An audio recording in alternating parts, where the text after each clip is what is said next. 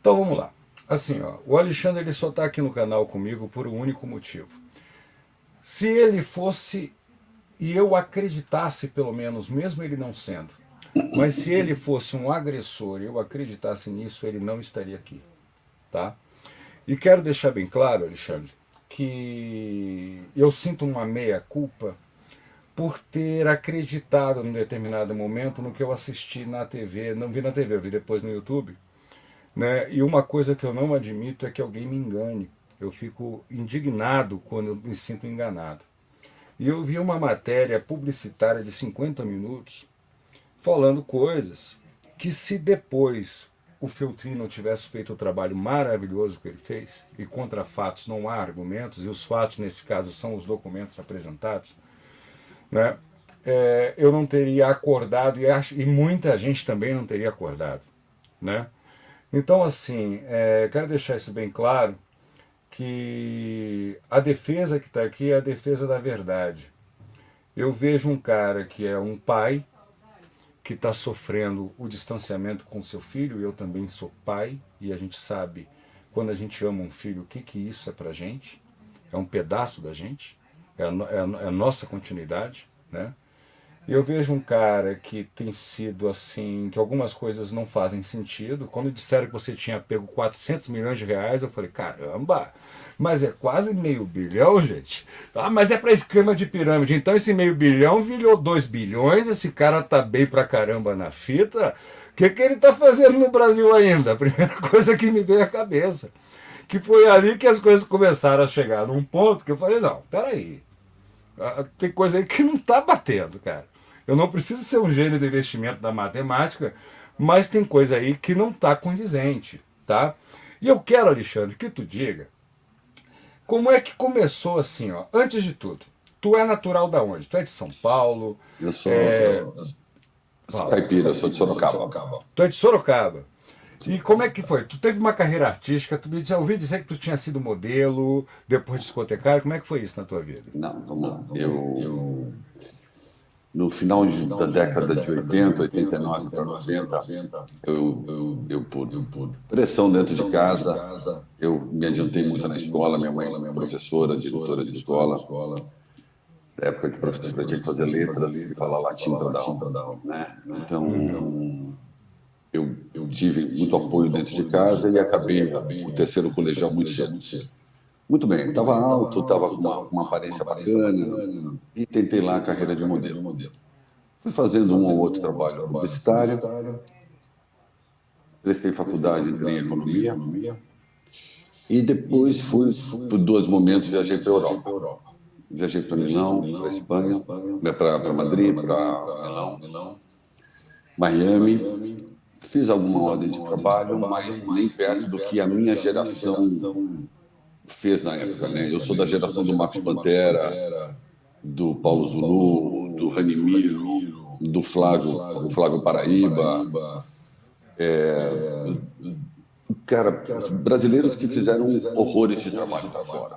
Foram verdadeiros top models, né? Então, em comparação a esses brasileiros, eu era um modelo nota 5 numa escala de 0 a 10. Mas estava lá, viajei, adquiri experiência. Depois voltei para o Brasil. Quando eu voltei para o Brasil, passei a trabalhar no banco. Depois não me adaptei muito, fui trabalhar na noite. A situação de ser DJ era apenas um hobby. Foi a grande explosão da dance music no Brasil, né? Anos de 95, 96, 97, 98, né? Que veio toda aquela febre de eletrônico, que foi o E maior. existia à noite, né? Muito. Eu trabalhei no clube, talvez o clube noturno mais icônico do Brasil, depois do Gallery. Óbvio que o Gallery tem toda uma história, né? Mas em termos de clube de noite, de sound system, de camarote, foi a Clube Base.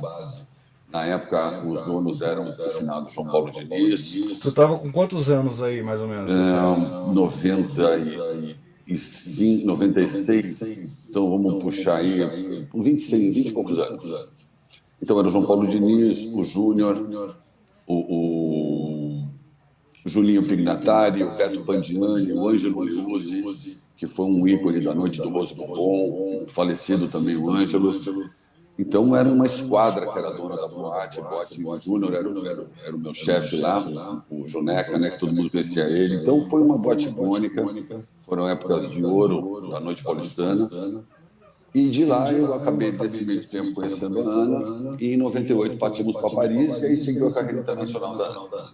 E como é que foi nesse paralelo aí a carreira internacional da Ana? Isso é uma coisa que a gente escuta muito, né? E é um fato, óbvio, a gente escuta porque é verídico. Como é que foi a tua participação nisso? Na verdade, Você era porque assim, eu quero deixar bem claro que eu tive uma grata surpresa e o pessoal critica muito aquela frase, quem me conhece sabe, né? Essa é uma das frases mais criticadas e desvalorizadas ultimamente. Mas eu tive uma grata surpresa em me aproximar de você e ter conseguido desmontar e derrubar diversos estereótipos que eu tinha. Para mim, tu era um cara grosseiro, bruto, né? Ignorante, no sentido amplo da palavra, e eu encontro um cara de extrema educação, extremamente sensível, né? E isso me surpreendeu, cara. Tu me quebrou. Obrigado, Né? Depois eu quero até dizer o momento que isso aconteceu, que foi a virada de chave total. Ali eu cheguei a telefonar emocionado pro Feltrin naquele momento. Tá?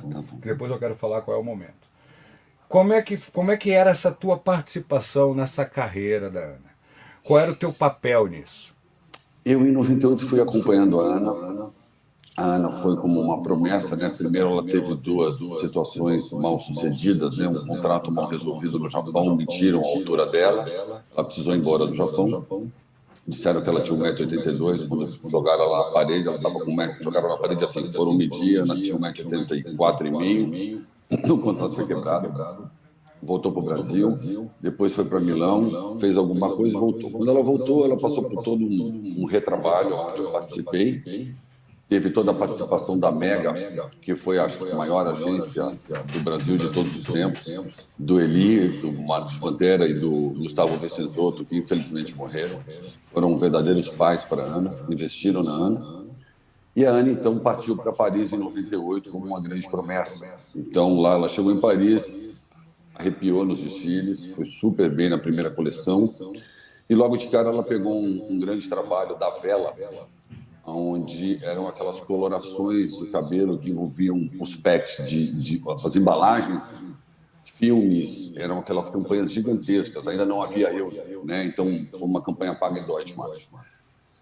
E aí, assim que ela fez essa grande campanha, que foi uma quantia de dinheiro bastante bruta na época, a agência passou já a tratá-la de maneira muito distinta de um outro leque de modelos, né? Porque foi a grande febre das brasileiras, né?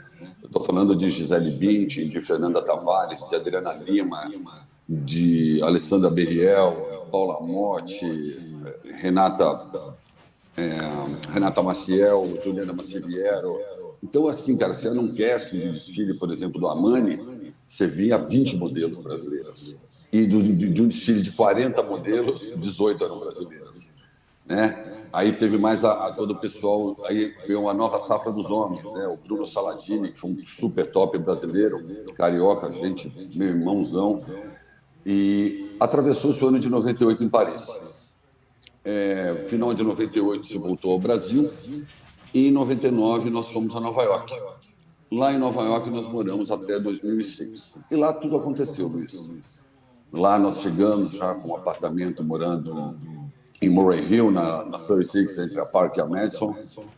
Morávamos super bem, o dono da agência da Ana era uma pessoa muito bem colocada em Nova York, então nós tínhamos todo um high life lá. A gente era muito bem assessorado e eu sempre acompanhando a Ana nos trabalhos, nos desfiles, nos recebimentos, na manutenção da casa, na limpeza da casa, na compra do supermercado, na organização das coisas, e eu fui acompanhando ela. Até que em algum momento houve aí a grande oferta da Record, a gente deixa esse outro momento aqui na conversa, mas a Ana navegou na condição de uma new face a uma top model, a uma angel da Victoria's Secret, entre 96, que é o início da carreira dela, até 2006.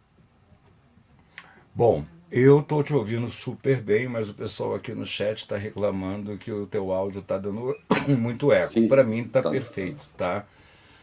Eu não sei o que fazer para vocês aí, porque aqui para mim o áudio dele está perfeito. Acredito que o meu também esteja aparecendo para vocês do mesmo jeito, né? Mas eu não tô tendo problema do áudio dele aqui. Então peço para o pessoal dar uma olhada no volume aí de cada aparelho que está assistindo. Então, assim, o teu papel, na verdade, era de empresário dela. Era Na isso. verdade, havia agência, que era quem de fato empresariava. Eu trabalhava com alguém que fazia uma interface entre a agência e a Ana.